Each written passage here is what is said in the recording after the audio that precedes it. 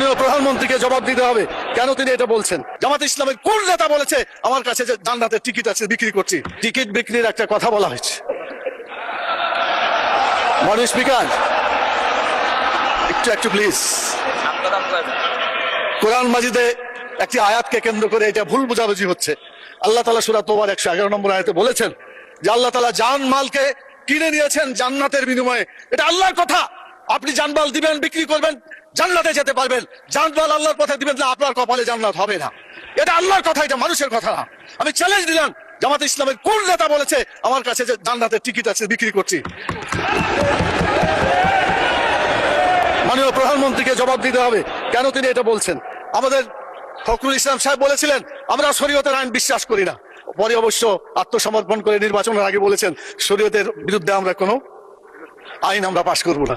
তো ধন্যবাদ ওনাকে, অন্তত তওবা করে ফিরে এসেছেন।